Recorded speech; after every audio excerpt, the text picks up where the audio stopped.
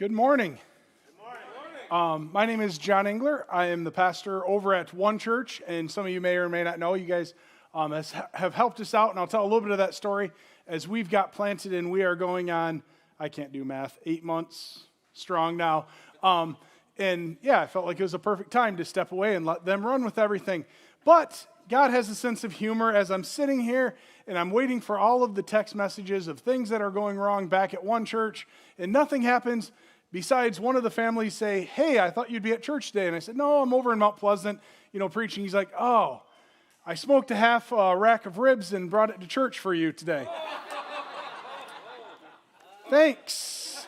I'm going to give it to your father-in-law. I'm sure it'll be safe. So, yeah, with a picture of what they look like, and I'm sitting here going, we'll see. Maybe I'll have a bone to gnaw on when I get back. But no, thank you so much. It's always fun to be over here and worshiping with you guys. As you were going through Esther, the story of Esther, and I encourage you to dive in and read.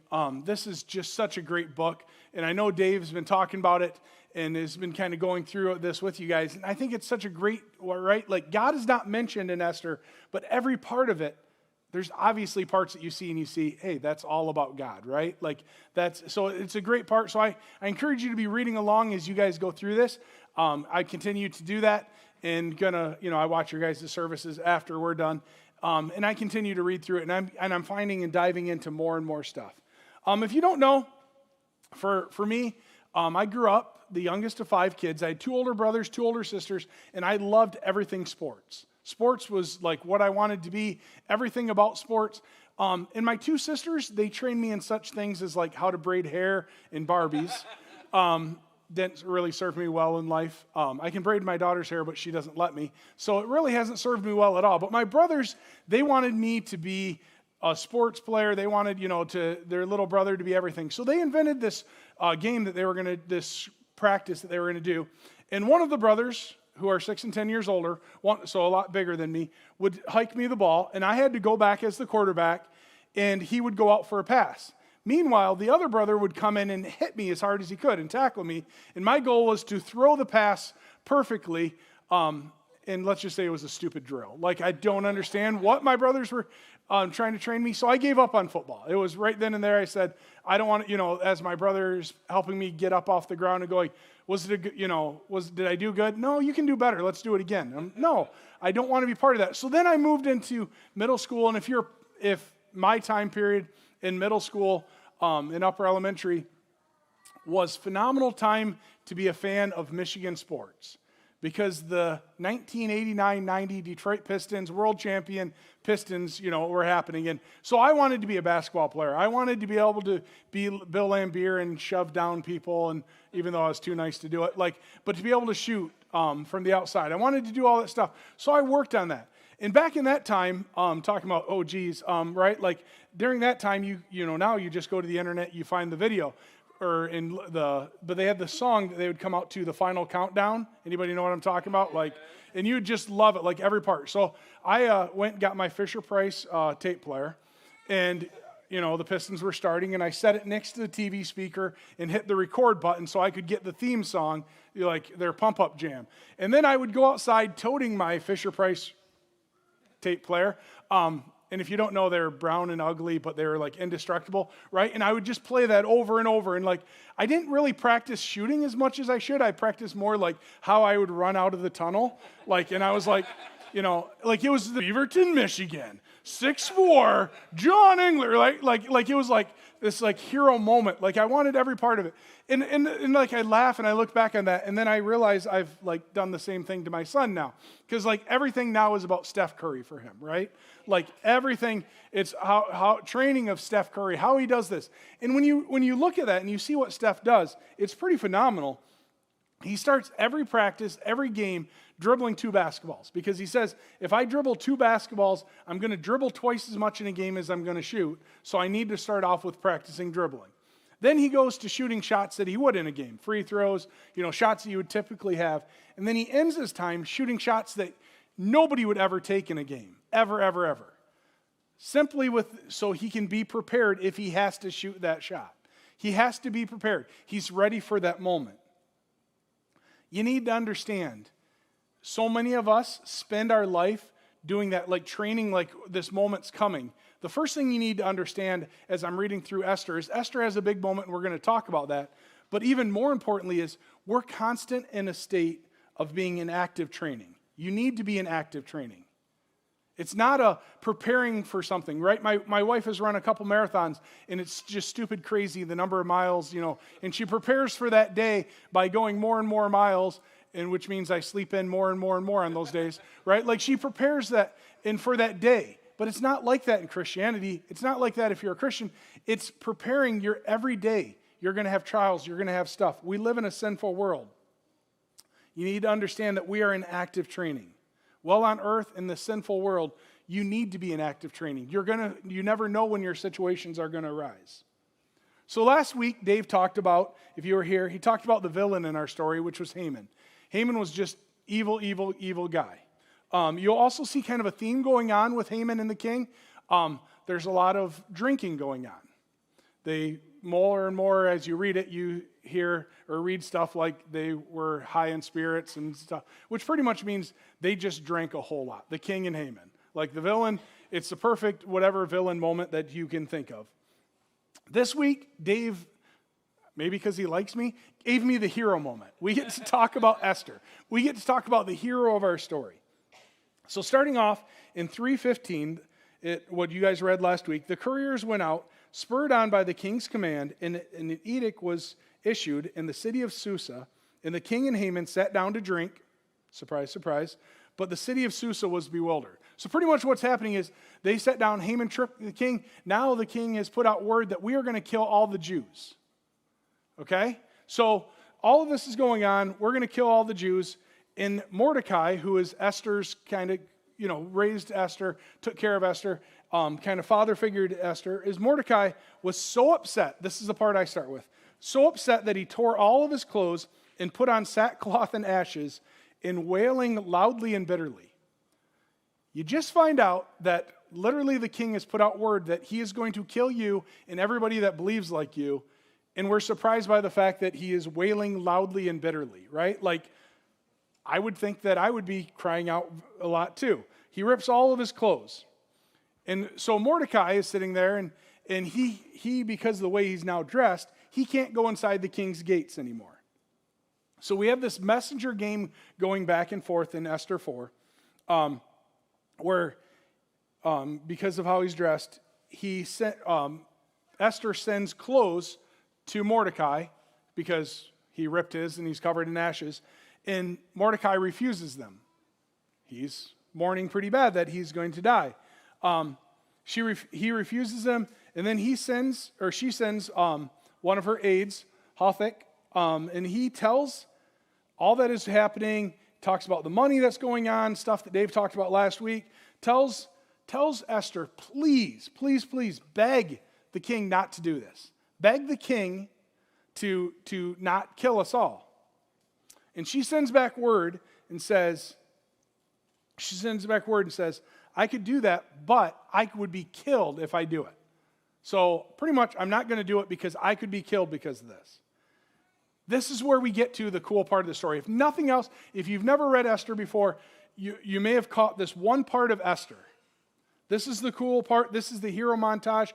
This is like when I was reading this week about Cade Cunningham for the Pistons has put on 25 pounds of muscle to prepare for the season. Like, I was like, yeah, Pistons are going to be something again, right? Like, this is Luke Skywalker when you're watching Star Wars going to Dagobah to train to face Darth Vader. This is that hero moment of every story. This is about my wife, me finding out that my wife, we are now going to Disney in the spring, and me going, I can't do 87,000 steps with this gut, so I need to start walking and being better. This is the training moment. This is the moment, like the pump-up jam. This is the world champion Detroit Pistons theme song coming out of my little whatever stereo. For your Eastern Conference champion, it's Come on, how do you not get chills right now? It is folk season from Southeastern Oklahoma State. Number 10, Dennis Rodman. Yeah, the weird one there. At the other forward. Good, weird. season from Washington, number 53, James Buddha Engler. At center, in his 10th season from Notre Dame, number 40, Bill. All the Bulls fan out there, you doing okay? You're not hating me too bad, right? In his 5th season from McNeese State, number 4, Joe Dumars. A guard in his 9th season from Indiana, your captain, number 11, Isaiah Thomas. And the coach of the Detroit Pistons in his 7th season, Chuck Daly. Right, the Chuck Daly, the cool man just standing there where you're just like intimidated by him, right? Like, again, I'm sorry to all the Bulls fans out there. We won't get it. Right, like there's that pump up moment. Like I still get chills. I still, like in my head, see myself in my backyard running out of the shed to the outdoor basketball court going, John Engler is going to be starting. Like, you know, I mean, I know Vinnie Johnson was the next, but I'd be the guy after Vinnie to go in, right? Like there's that moment, and that's what we've gotten in this story. We have this hero moment. We have all of this that is going on. And it's this hero montage, the moment that you were born for. In Esther 4:13, he sent back this answer, Mordecai to Esther. Do not think that because you are in this king's house, you alone of all the Jews will escape. For if you remain silent at this time, relief and deliverance for the Jews will arise from another place. But you and your father's family will perish. Right? Like, just understand that God is going to protect us no matter what. So understand this, Esther. But who knows but that you have come to your royal position for such a time as this, right? Like Mordecai's reaching out to her. Mordecai's going, God, all of your entire life, everything that you've done, you've become this queen, you've become this royal position for this moment. God wrapped your entire life around this moment to save the Jews.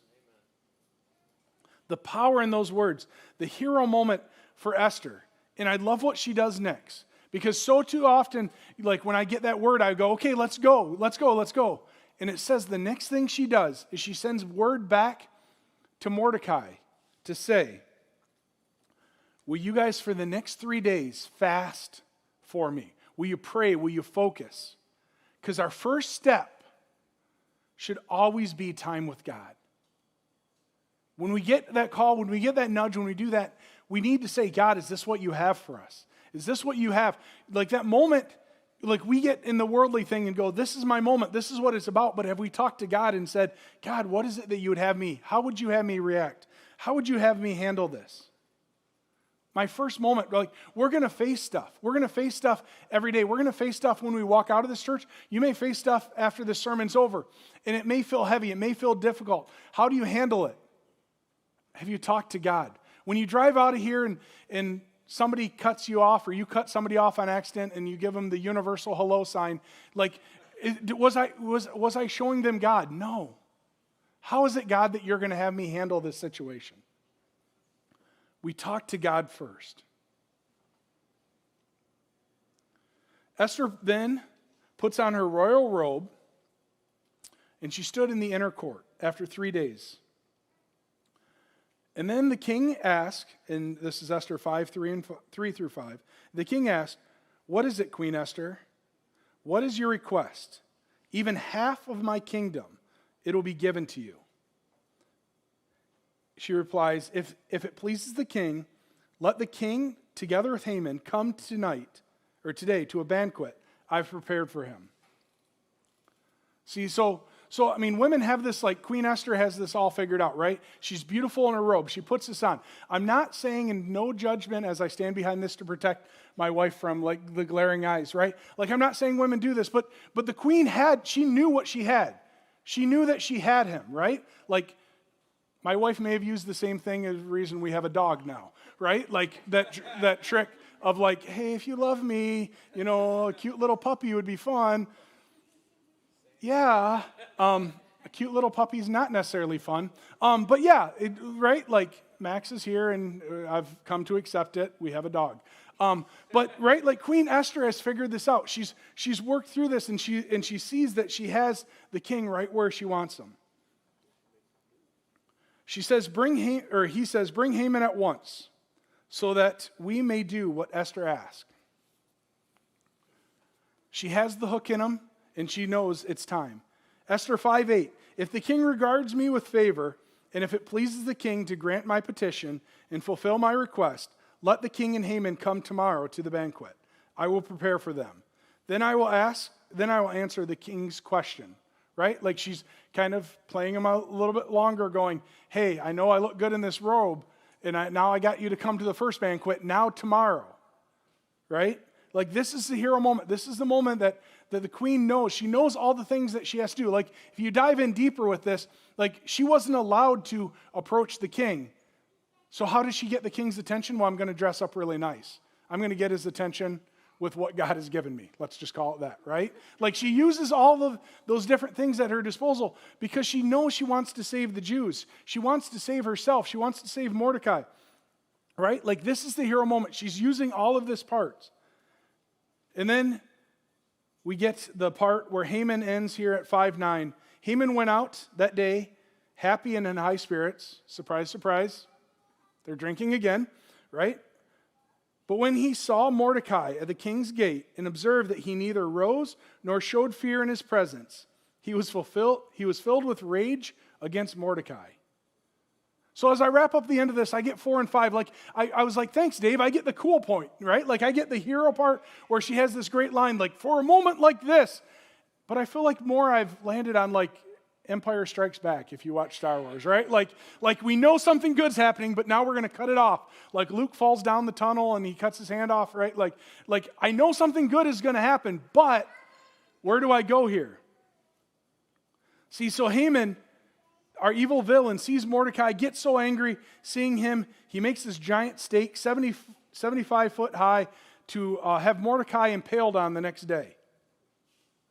Our evil, and you sit here and you go, but all of this is coming, but yet there's so much beauty in it. And as Dave goes through the next couple weeks of Esther, I want you to understand, we set up the villain, we set up the hero now. Now we get to the amazement. Now we get to Return of the Jedi. Now we get to all of those wonderful, now we get to the Pistons, Cade Cunningham, hopefully world champion, Pistons coming soon. Probably not. But yeah, right? You have all this great stuff happening. And you're going to see that over the next couple weeks because Esther was willing to stand up for her moment. So 3 takeaways I want you to understand today. 3 takeaways as I went through this part of 4 and 5. Number 1, doing what is right doesn't stop evil. It just shows others God.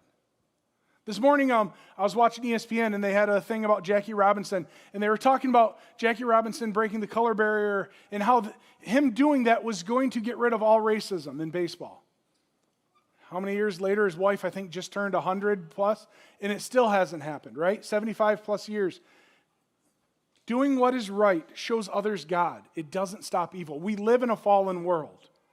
We live in a sinful world. When we messed up and brought sin, when Adam and Eve messed up and when we mess up in sin, we brought that fallen world. But our job is to show others God by how we react and how we act. There's a wonderful quote by Chuck Swindoll. We are all faced with a series of great opportunities brilliantly disguised as impossible situations. You may be facing an impossible situation that you just go, I can't do it. I can't. But God has something for you. Right? It's a great opportunity, but it may feel impossible. The second one is you need to know that hitting your moment, being there for your moment, it takes a lot of support.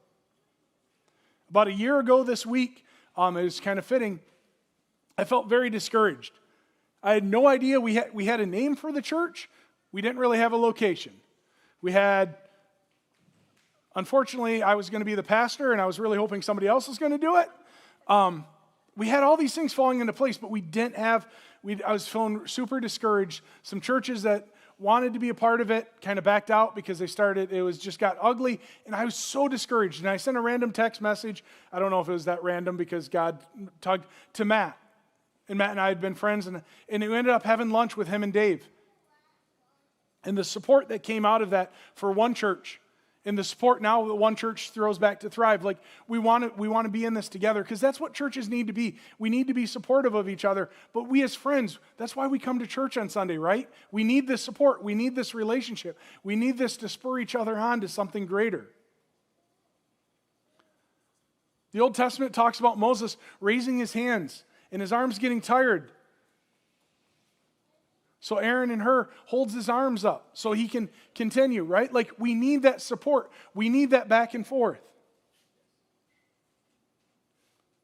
The last thing I need you to know is that missing your moment doesn't mean that God is done with you.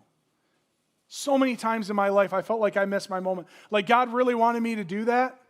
God really wanted me to reach out to that person. God really wanted me to help that person, and I screwed up. I messed up. I turned around to go and help them, and they were already gone. And I went, well, God, why? And right? Like missing your moment doesn't mean God is done with you. Those should be encouraging us and spurring us on to more. I was thinking just through so many Bible characters and so many different things, right? Like there's so many times where you see a Bible character miss their moment, but God used it to circle back around to greatness later. That's what it's about. Understand that. Don't be discouraged. Don't let Satan take a hold of that in your life.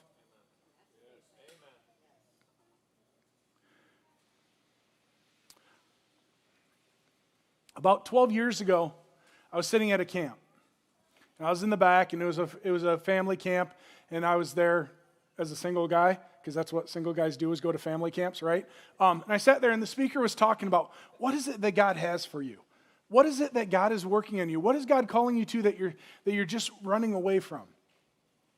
And I sat in the back of that camp, and I sat there, and I prayed to God, and I said, okay, God, if you ever want me to speak and tell people about you in a public thing, I'll do that. I was a teacher at the time. I had an endorsement in youth ministry, but I never really was a youth pastor because I was nervous. I had a speech impediment as a kid, so I wasn't about ready to do that. But I said privately to God in that prayer, and I said, God, I'll do it. If you want me to, I will tell people about you, and I'll get up on a stage. I'll do whatever it takes. I thought it was the safest prayer in the world. Like, it's between God and I. It's not going any further, right? Like, he's a good secret keeper. Went back in our church, had a bunch of cabins around, or campers around each other, and people are having s'mores. And it was a great time. And I'm sitting there, and I hear a golf cart, and up rolls the program director. And I had been friends with her, and she said, John, can I talk to you? And I said, sure. She goes on a walk, and she goes, hey, I need a speaker next week at camp. You got to be, I just looked, I was like, you can't be serious. Yeah, I need you to speak at camp next week. Can you do it? And I said, I kind of have to, because I just told God in chapel I would. Like, who am I to say, like out of that, right? Like, in the next moment, and to see all that, and to see that growth. And I've said all that different stuff, and one of the most dangerous things you'll ever pray to God is, I'll do it if you ask me, right? Because then what happens, right? Like, I end up going there, and I end up, well, it's safe. It's once a year. I'll speak at camp. I'll be good. Well, then I get asked to be a youth pastor. God, what are you doing? But you know what? I'll never be a pastor, because that's a job no. Seriously, God? So I'm done. I'll be honest, and my life experience tells me I'm done telling God I'll do it. No, not really. I will. Like, I will still follow God, because he does that. He calls you. That moment, there's no part of me. There's a couple people here that have known me for 20 plus years, and I guarantee you, I'm not just up here like trying to look good. I guarantee if I ask them to come up there, they'll be like, yeah, John should never been a pastor, right? But God works in your heart. God works with you, and he creates something. Because I'm willing to say yes when those moments arise. Back in those days, I was a teacher. I worked in a Christian radio station. I did so many different things. And I did that for such a time as that. That was that season. That was what God had called me to. And I did that. I invested in kids. I invested in youth. I coached so many sports that it was just stupid crazy because I loved it. I invested in that. I currently am obviously a husband and a dad to some pretty amazing kids, if I do say so myself. But that's for such a time as this. This is the season I'm in right now. I'm a pastor at one church for such a time as this, and I really want that to hurry up because I'm kind of privately going, wouldn't it be great, God, if we got another pastor and I could be the one in the background? Like, that'd be much more fun. But right, God has this. I coach my kids and their friends for such a time as this. I try to wake up every morning and be the best husband I can to my wife for such a time as this. I realize I fail often, but I try for such a time as this. So my question to you is, what are you for such a time as this? One of my favorite things that I'll ever have is one of my friends, I was asking, because, the underemployment, like, she worked at Subway, and I went, why are you still working at Subway? You're so much better than this. Like, you could be, and she's like, I love it, because it's a chance for me to interact with people every day. It's a chance for me to talk to them. It's a chance for me to hear their story and talk to them, pray with them, walk through life with them. I get a chance for a constant flow of people coming in that I get a chance to invest in and show them God. For such a time as this, she works at Subway. What is it, a sandwich artist? Is that the right word? She's a sandwich artist for such a time as this. What is it that God has you? What is it that He has for you? Your moment. You have a moment right now. What is it that God has for you? Let's pray. Dear Heavenly Father, I thank you. I thank you for just an amazing support system here at Thrive Church. I thank you for what you continue to do in our hearts, both me personally and everybody here. God, you call us to so much. You call us to reach out. You call us to strive for so much more. God, I'm reminded of Colossians 3:17. And whatever you do, in word or deed, do everything in the name of the Lord Jesus, giving thanks to God the Father through Him. Whatever we do, whatever you've called us to do, God, I just ask the still small voice to encourage us to seize that moment, that we were meant for that moment. We were meant to open the door for the older person. We were meant to say hello. We were meant for something big. We were meant to save people. What is it, God, you have for us as Christians, as individuals, as churches, so that you will be seen and not us in all that we say and all that we do? It's in your name we pray. Amen.